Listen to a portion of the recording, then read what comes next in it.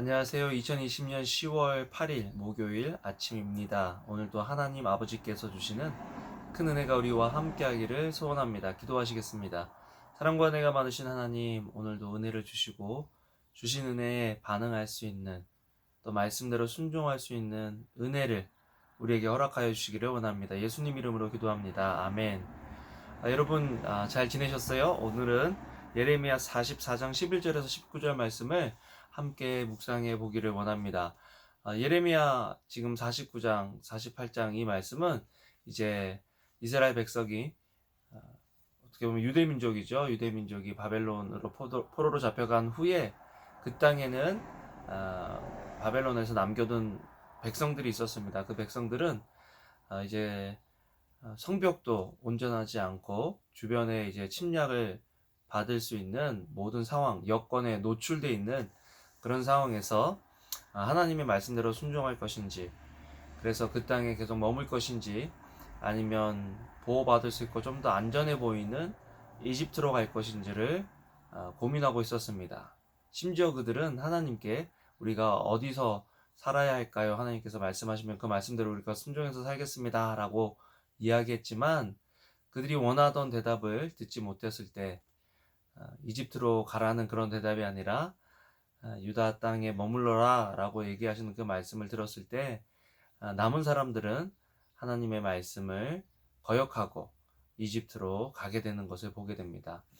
이집트에 갔을 때도 이들이 정말 하나님을 찾고 하나님을 구하는 그런 삶이 아니라 그 땅에서, 유다 땅에서 했던 그 악행들, 하나님 말씀에 불순종하고 또 우상을 숭배하는 그 일을 지속해서 하게 되었습니다.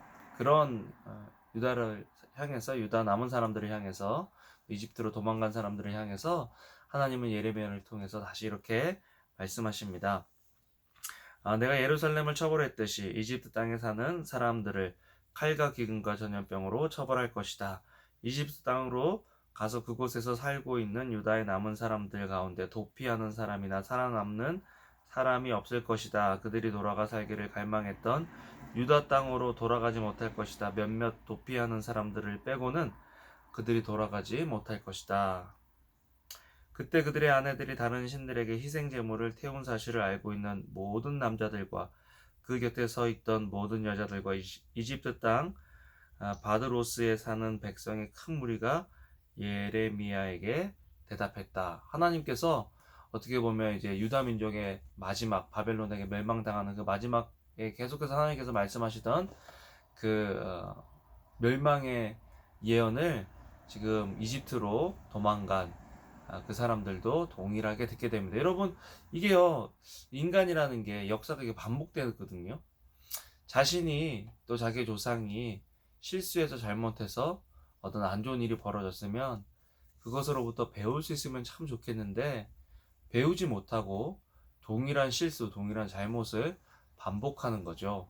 어떻게 보면은 우리가 계속해서 저지르고 있는 실수를 멈출 수 있다는 것이 은혜고, 이게 잘못이구나 라는 하나님의 음성을 듣고 깨닫고 돌이킬 수 있다는 게 참 은혜다라는 그런 생각을 해봅니다. 오늘 하루를 살아갈 때 우리가 기도해야 될 것은요, 하나님, 혹시 내 삶 속에, 우리의 삶 속에서 제가 계속해서 동일하게 실수하고 반복하고 있는 죄가 있다면 하나님, 멈출 수 있는 은혜를 주십시오. 그것이 죄다라는 것을 깨달을 수 있는 은혜를 주십시오. 돌이킬 수 있는 은혜를 주십시오 라고 기도할 수 있는 우리가 되면 좋겠다라는 그런 묵상을 해보게 됩니다. 그런데 참 이스라엘, 유다 남은 사람들은요, 그렇게 못하는 거예요. 처음에는요, 그 사람들 마음속에 반반이었던 것 같아요. 하나님 말씀도 좀 들어보고 싶고 자기가 원하는 대로 하고 싶고, 그런데 항상 하나님의 말씀이 자기가 원하는 것과 다르니까 계속해서 하나님의 말씀에 불순종하고 자기가 원하는 대로 살아가게 되죠. 그러면 나중에는 상황이 점점 나빠져요. 유다 민족의 반응을 보겠습니다. 16절에 보면요, 당신이 여호와의 이름으로 우리에게 선포한 말에 대해 우리가 귀 기울이지 않겠습니다. 우리 입에서 나온 우리 말을 우리가 반드시 실행할 것입니다. 하나님의 말씀보다 자기의 생각, 자기의 뜻, 자기가 원하는 것을 더 앞에 두겠다는 거예요. 하나님 말씀 안 듣겠다라고 아예 그냥 대놓고 그렇게 이야기를 하는 거죠. 악은요, 점점 악한 방향으로 나아갑니다. 조금 나빴던 것 같은데 나중에 돌이키고 보면요, 아주 나빠지는 것을 보게 됩니다. 그렇기 때문에 악은 시작하지 말아야죠.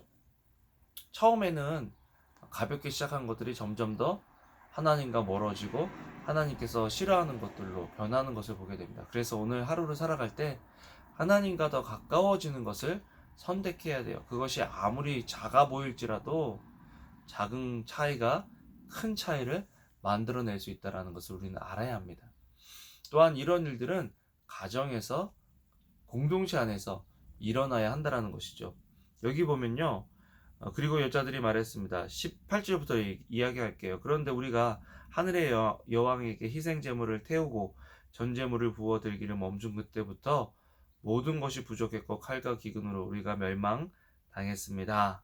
그리고 여자들이 말했습니다. 우리가 하늘의 여왕에게 희생 제물을 태우고 전 제물을 부어 드릴 때 우리 남편들의 허락 없이 하늘 여왕의 형상대로 제사용 과자를 만들고 전 제물을 부었겠습니까? 이 지금 남편이나 아내나 가정이 지금 타락하고 하나님으로부터 떠나 있다라는 거죠. 여러분, 신앙의 회복은 한 개인과 또 가정에서부터 시작한다라는 것 우리가 알고, 오늘 우리 가정이, 또 우리 한 사람 한 사람이 정말 하나님의 말씀대로 순종하며 살아나가는 그런 하루가 되면 좋겠습니다. 다 같이 기도하시겠습니다. 사랑과 은혜가 많으신 하나님, 정말 주님의 말씀대로 돌이킬 수 있는 은혜, 우리의 부족함을 깨달을 수 있는 은혜가 우리에게 있는 하루 되게 하여 주시옵소서. 감사합니다. 예수님 이름으로 기도합니다. 아멘. 여러분, 날씨가 이제 점점 선선해지는데요. 오늘도 하나님과 동행하시고 또 하나님의 사랑을 경험하는 그런 하루 되기를 소원합니다. 감사합니다. 사랑합니다.